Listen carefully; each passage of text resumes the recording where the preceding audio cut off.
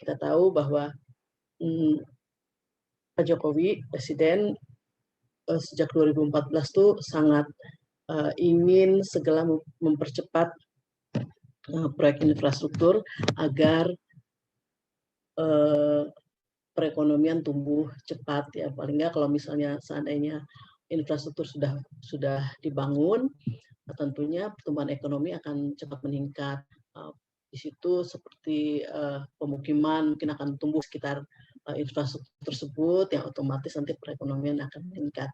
Jadi misalnya nggak usah melihat contoh besar misalnya, karena saya melihat ini aja, contoh karena rumah saya di BSD itu.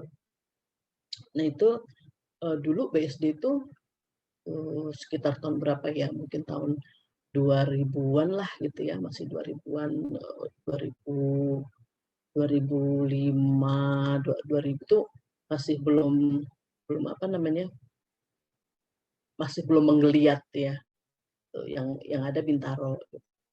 Nah, tapi setelah swasta menyuntikkan dana ke Jasa Marga sehingga jalan tol bisa diteruskan sampai ke BSD, tadinya kan sampai Bintaro hanya bisa diteruskan sampai ke BSD tahun 2000-an lah ya, itu maka akhirnya jadi langsung tinggi harga-harga rumah di BSD itu. Jadi memang infrastruktur itu penting. Infrastruktur itu penting karena dengan adanya infrastruktur perekonomian bisa naik, bisa meningkat. Ya. Ada contoh kecilnya. Jadi makanya perlu untuk menggandeng swasta atau BUMN karena pemerintah juga nggak punya kemampuan untuk di bidang itu secara detail ya, karena kan namanya juga pemerintah yang diurusin lebih banyak ke APBN dan segala macam ya, karena tentunya kalau dengan swasta atau dengan BUMN akan lebih efisien. Nah, itu yang kita kenal dengan ini ada namanya istilahnya public-private partnership. Jadi di sini perjanjian antara sektor publik, dalam hal ini pemerintah, dengan pihak swasta untuk mengadakan sarana layanan publik ya. Ya, entah itu misalnya air minum atau jalan tol ya, atau PLN, pokoknya yang sarana publik, pelayanan publik. Nah ini istilahnya public-private partnership kalau di luar negeri. Nah di Indonesia diterjemahkan sebagai kerjasama pemerintah dan badan usaha. Nah ini tentunya, tapi karena ini proyeknya besar dan memakan biaya yang juga besar, gitu, tentunya pembiayaannya kan gede begini, dia akan membutuhkan kredit ya, kreditnya itu bisa pinjam ke BUMN juga, misalnya yang ditunjuk misalnya BUMN ya, yang ditunjuk untuk melaksanakan proyek tersebut, misalnya BUMN teknis misalnya Wijaya Karya atau Utama Karya. Kemudian untuk mengadakan itu dia pinjam uang, pinjam kredit. Nah, pinjam kreditnya bisa ke luar negeri ya, direct lending, atau bisa juga di bank-bank di Indonesia, BUMN atau swasta di Indonesia. Nah tentunya kalau sampai terjadi keterlambatan, kemudian keterlambatan itu kan nanti akan berdampak karena dia tetap harus bayar pinjamannya, bunganya. Ya. Nah kalau misalnya sampai gagal bayar, maka BUMN yang meminjami juga akan terkena dampak, gitu ya, terkena dampak. Sehingga, nah kalau udah perbankan terkena dampak, nanti sampai kayak tahun 98 lagi, baik lagi. Ada krisis perbankan yang luar biasa. Makanya oleh karena itu, untuk proyek-proyek yang seperti ini, pemerintah ada penjaminan, dijamin sama pemerintah. Jadi kalau sampai ada apa-apa, ya akhirnya pemerintah perlu menghandle itu. Ya memang APBN jadi sedikit terganggu ya. Oke, nah itu jalan cerita awalnya. Nah, ya itulah karena tadi seperti yang tadi saya bilang, karena proyek ini besar ya, kemungkinan juga banyak terjadi hambatan, misalnya kayak seperti pembuatan jalan tol Trans Sumatera gitu ya, bisa aja mungkin masalah nanti kamu lihat sendiri, kamu browsing sendiri, apakah ada hambatannya itu apa karena pembebasan lahan tanah yang nggak selesai gitu. Jadi banyak sekali key driver yang membuat pemicu timbulnya hambatan ya. Bisa jadi karena mungkin pemasoknya yang misalnya seperti kereta ya, LRT misalnya gitu ya, atau MRT misalnya. Bisa jadi pembuatan gerbongnya, misalnya kalau ada komponen-komponen atau supplier dari luar negeri yang terhambat, ya, maksudnya yang tidak jadi pemasukannya tidak berjalan lancar, bisa jadi proyek itu jadi akan terhambat lagi. Sementara pinjaman ke bank itu berjalan terus, ya, sehingga akhirnya bisa berdampak gagal bayar. Jadi ini kalau proyek-proyek kayak begini nih kadang jadi kayak seperti efek domino ya. Jadi kalau yang satu kena, plak. Kamu pernah main domino kan ya? Ada balak endem segala macam itu ya. Jadi kalau kalau yang satu terhambat, plak, kena yang satu lagi, plak, kena satunya lagi, plak gitu ya. Jadi akhirnya mengganggu perekonomian secara keseluruhan. Nah, inilah makanya perlu ada dukungan pemerintah, jaminan pembiayaan proyek ya kalau sampai terpaksa, juga dari APBN mesti keluar ya, karena ya itu tadi melalui jaminan pemerintah. Kemudian juga dirangsang untuk kegiatan KPPU ini dengan adanya insentif perpajakan yang mungkin lebih rendah ya, atau ada ketentuan perpajakannya sendiri untuk kegiatan ini. Jadi jaminan pemerintah itu berupa kompensasi finansial yang diberikan oleh Menteri Keuangan kepada badan usaha pelaksana ya. Jadi badan usaha pelaksana itu kementerian-kementerian atau BUMN yang membawahinya. Jadi kalau misalnya kementerian ya, kalau misalnya Waskita Karya ya Kementerian PU gitu ya, atau kalau misalnya PLN mungkin SDM ya, seperti jadi yang sesuai dengan jalur masing-masing. Nah, untuk terkait penjaminan ini, kalau sampai misalnya PLN pinjam untuk pelaksanaan proyek PLN minjam uang ke Mandiri gitu. Nah, kalau ke Bank Mandirinya kemudian PLN nggak bisa bayar, nah itu pemerintah harus menjamin pelunasan itu ke Mandiri gitu. Nah, itu melalui siapa? Melalui PT PII ya. Jadi dibentuklah PT PII. Karena nggak mungkin langsung keluar dari APBN ya, sangat mengganggu itu ya. Jadi memang dari APBN sendiri udah menyisihkan ke PT PI. Jadi lebih sesama BUMN. Jadi PT PI ini memang BUMN di bawah Kementerian Keuangan yang tugasnya khusus di bidang penjaminan proyek infrastruktur ya, supaya tidak mengganggu APBN. PT PI itu adalah singkatannya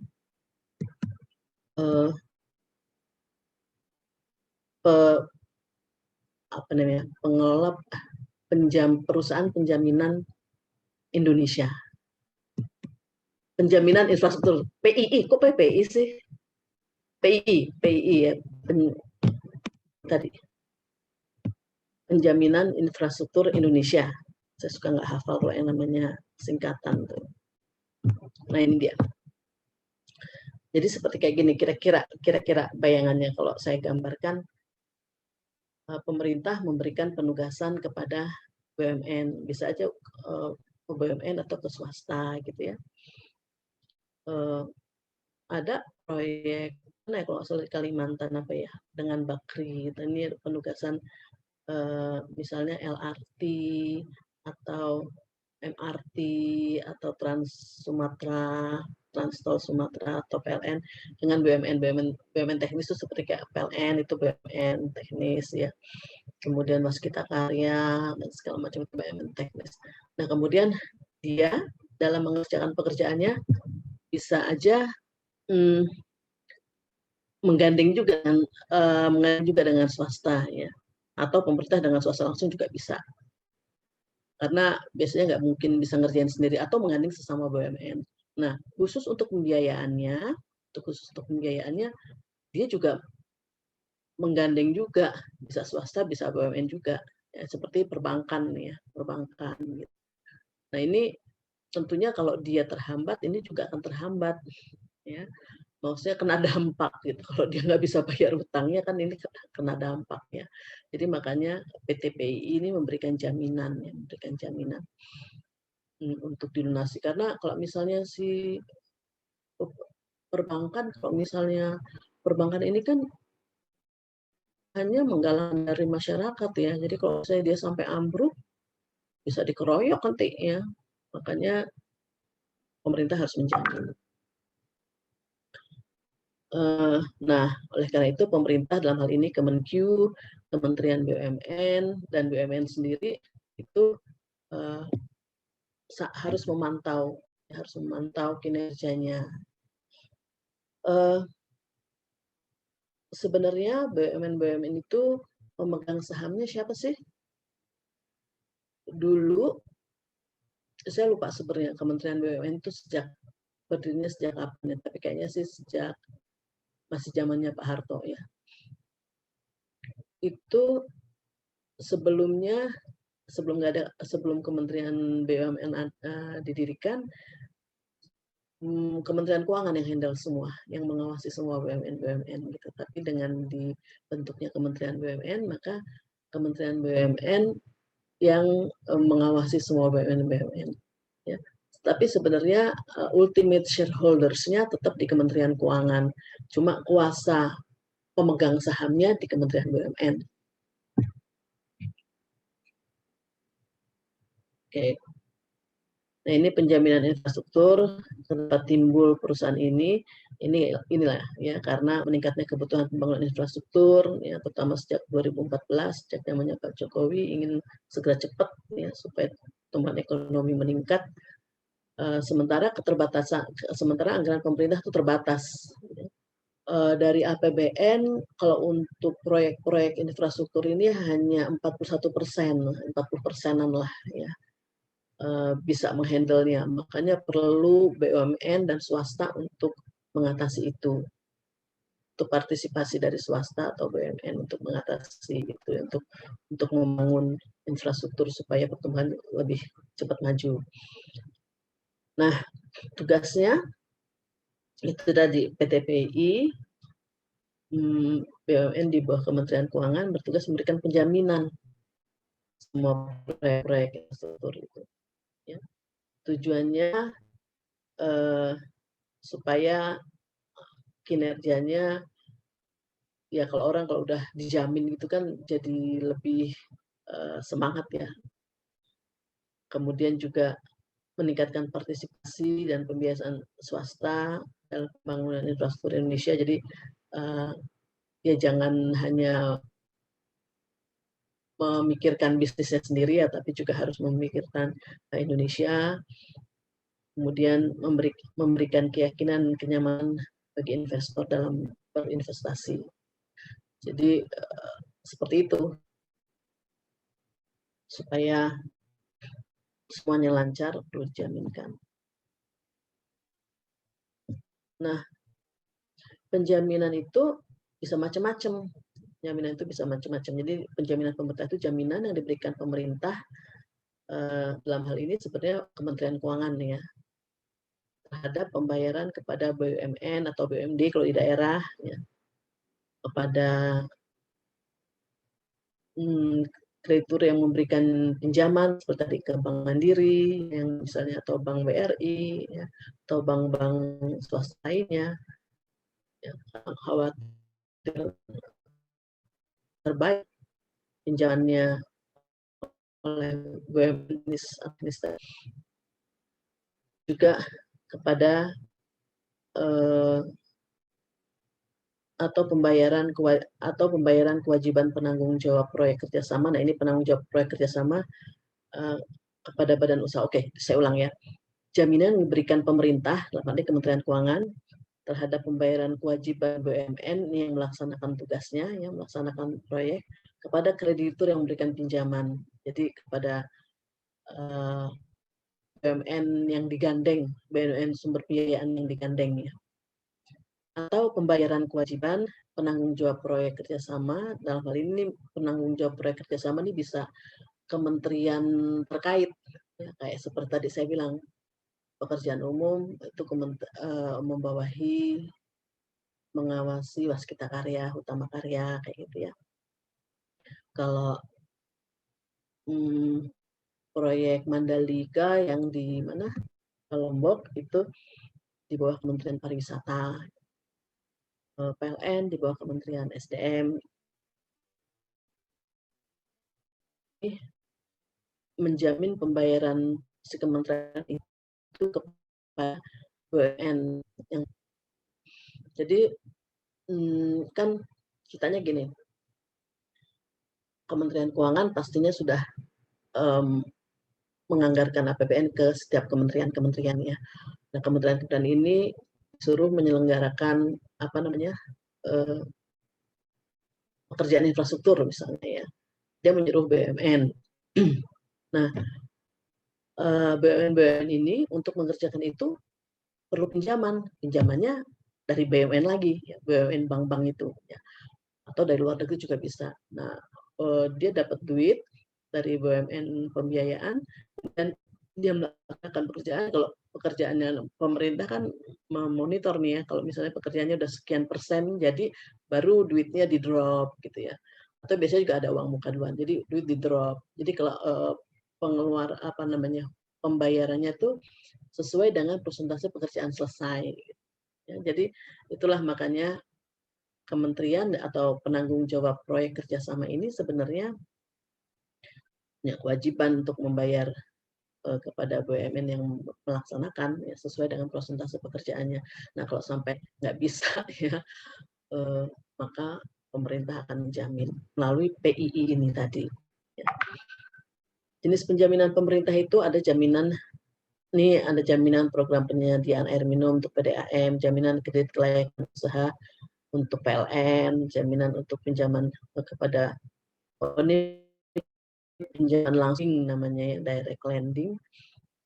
Kemudian jaminan kredit obligasi utama karya. Jadi ini si utama karya membangun tol Trans Sumatera itu menerbitkan obligasi itu kan berarti harus bayar bunganya tuh setiap semester. Nah, kadang jangankan bayar pokoknya bunganya juga kadang aja udah seringkali suka nggak bisa ya, makanya oleh itu dijamin oleh pemerintah. Di pemerintah PTPI ini yang akan membayarkannya kepada si pemberi kredit, misalnya Mandiri, ya, dia akan memberikan sana. Jaminan penugasan PT SMI. Nah, ini SMI ini sarana multi infrastruktur ya. Ini juga BUMN di bawah Kementerian Keuangan yang khusus menyelenggarakan biayaan untuk proyek-proyek infrastruktur. Nah, ini juga kereta api untuk proyek light rail transit atau LRT, ini dia menerbitkan obligasi. Nah, kalau sampai dia nggak mampu gitu, tentu pemerintah harus turun tangan. Inilah gambarannya. Ini tadi program penyediaan air minum, itu air, kemudian PDAM, kemudian ini infrastruktur, ini jaminan kredit, kemudian jaminan usaha. Itulah yang diberikan yang disediakan oleh PT PII.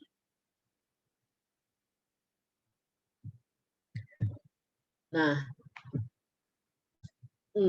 sebenarnya begitu aja itunya materi materi hari ini ya, tapi ini ada contoh-contoh ya, contoh-contohnya misalnya perusahaan listrik negara, salah satu proyek yang dilaksanakan ya untuk percepatan pertumbuhan ekonomi. PLN ini ada proyek, sebentar.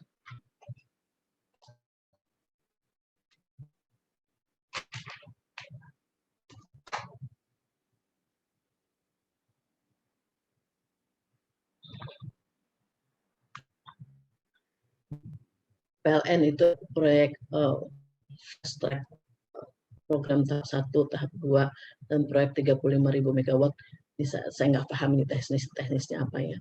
Kemudian di jaminan kredit yang jaminan pemerintah itu yang diberikan adalah jaminan kredit untuk proyek ini, jaminan kelayakan usaha, dan direct lending. Nah, direct lending ini jaminan maksudnya gini. Jadi PLN ini untuk menjalankan proyek 35.000 megawatt itu jadi GW ya.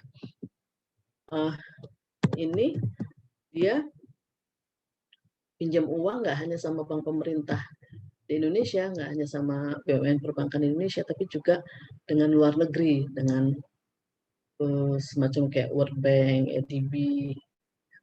Nah, itu namanya direct lending. Nah, tentunya World Bank atau ADB itu waktu minjemin, wah ini jaminannya apa nih proyek segede gini gitu. Nah, dia minta pemerintah menjamin. Nah, makanya Kementerian Keuangan ada nulis surat lah ya, concern letter gitu kepada World Bank atau ADB itu bahwa pemerintah yang akan jamin ya kalau sampai ada apa-apa. Nah ini yang tadi di sini ya, ini si mana tadi PLN unik listrikan ya, jaminan kredit untuk fast track program 1 dan proyek 35 memang GW taunya ya, istilahnya saya yang salah nulis. Nah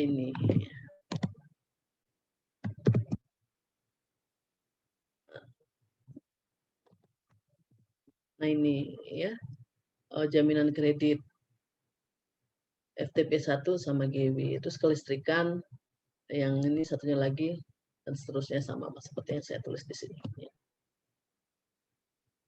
Nah, yang berikutnya adalah utama karya. Utama karya ini menjalankan tugas yang dibebankan oleh pemerintah untuk membangun jalan tol Trans Sumatera. Jangka waktunya lama ya. PTPI harus menghandle nih kalau seandainya dia sampai gagal bayar. Jadi dibentuklah istilahnya escrow account. Jadi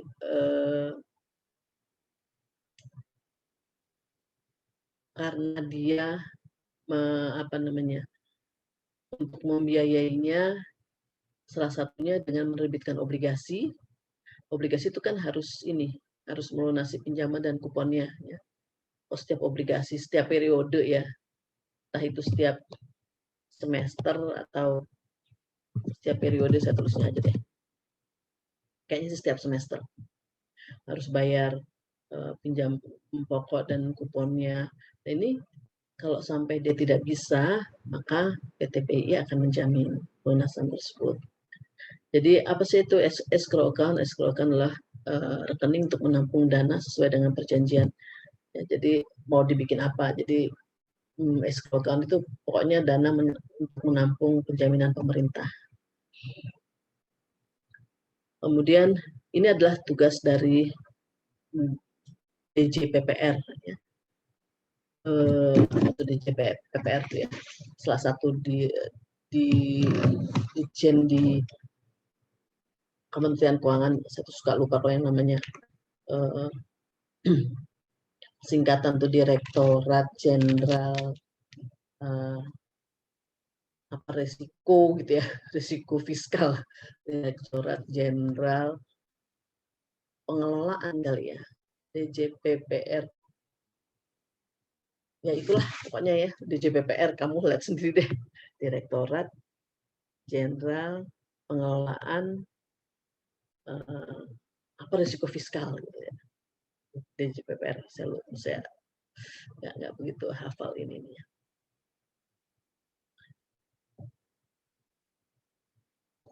Nah, ini dia.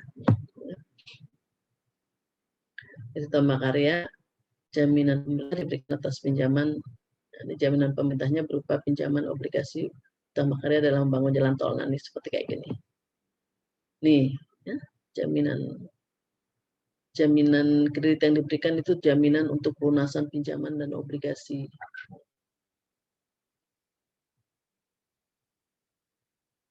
Mitigasi risiko yang dilakukan ya tadi membuat escrow account, mengawasi escrow account itu betul nggak escrow account itu digunakannya untuk pelunasan pinjaman dan obligasi, kemudian mengupdate risk mitigation plan.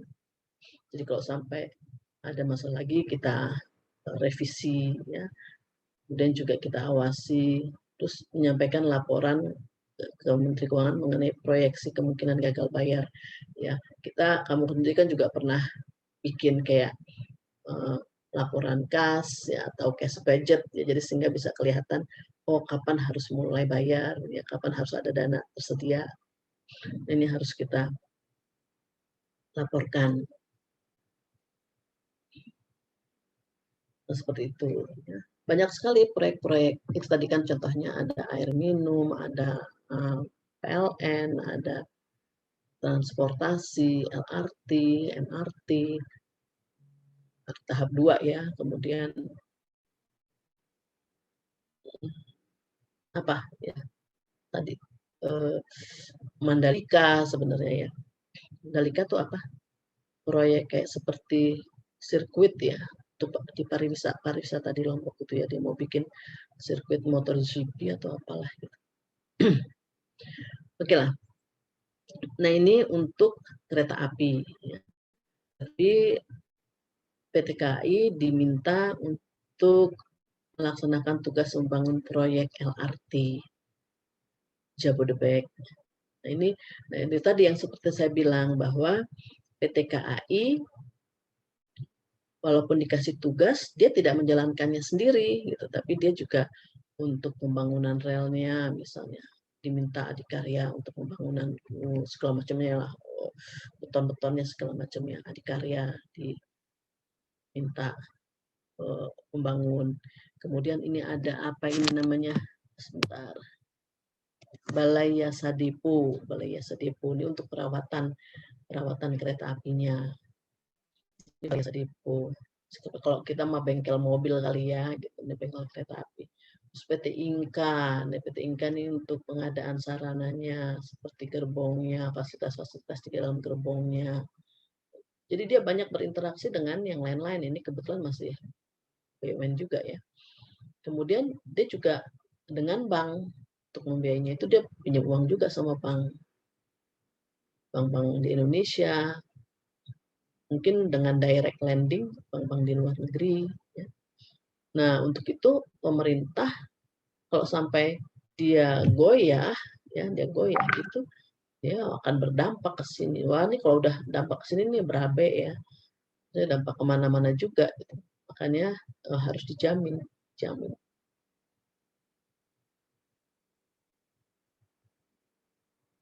Nah, di DJPPR, ya di DJPPR itu ada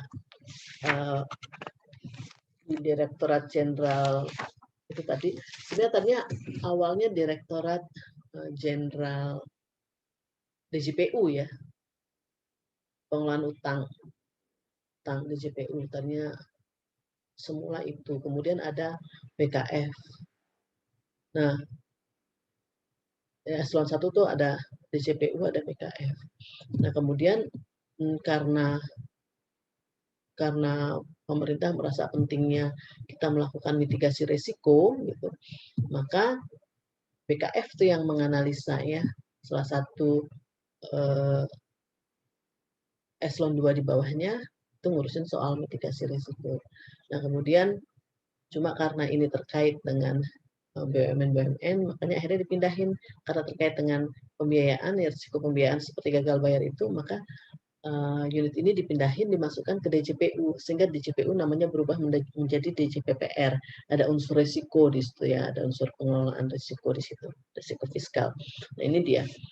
Jadi DJPPR itu terbagi lagi menjadi beberapa eselon 2. Ya. Nah, salah satunya kalau nggak salah apa ya namanya, satu kalau nggak hafal kalau kayak gini-gini, apa namanya, nama-nama, kalau nggak salah itu direktorat